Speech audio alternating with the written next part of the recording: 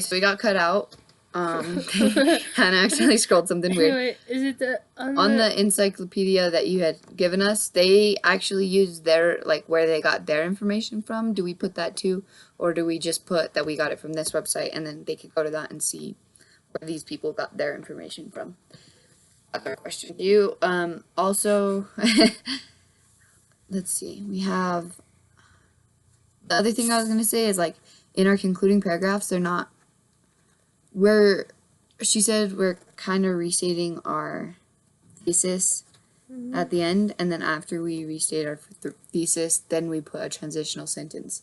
So we conclude like we would conclude in a regular 5-paragraph essay, and then we put a transitional sentence like we would in a body paragraph, saying, so one of the ways, the many ways that people use philosophy is to discover epistemology, or that's a branch, or you kind of just go off and use that. And then you start your introductory with your thesis of epistemology. I need help with my thesis. Well, I mean, your thesis just has to incorporate the, okay, so we already know what our paragraphs are. Can it just be like the definition of philosophy? No, I don't know. So we already know what our paragraphs are going to be about, which is the epistemology. No. What is philosophy? How can it be used? What its uses are? Right. So all those things. That's kind of what I somehow incorporated in my thesis, which was like took me forever to figure it out. But so just incorporate those because you're going to talk about those, and then you incorporate the branches because that's what your whole essay is about and what you're going to go in on.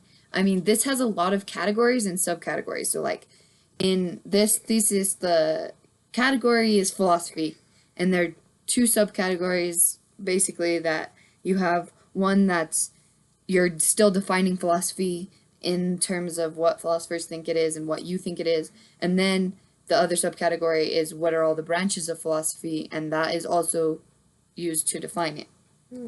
So, I don't know. How do I say that? Do I say, like, philosophy can be defined through, I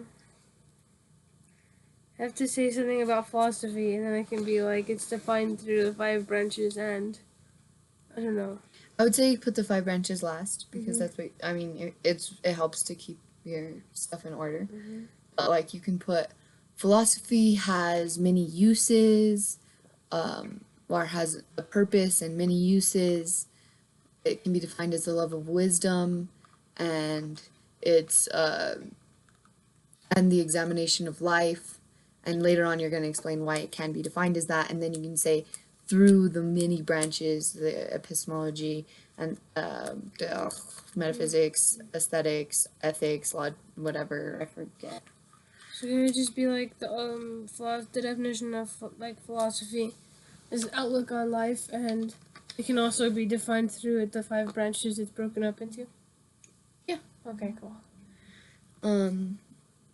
So that was like my main concern. Then once I constructed my thesis, it's like I was trying to find what certain philosophers said, and then I realized that it doesn't have to be generally about philosophy. Like, if you put what are the uses of philosophy, you don't necessarily have to find what Socrates thought the uses of philosophy was. You could put that Socrates used philosophy to find this and that. Okay. You know what I'm saying? And that's the one thing that really helped me, because at first I was literally freaking out. I was sitting there because I couldn't find any definitions. Right, because well, Socrates didn't like. Socrates pretty much was a definition because he's first. So right.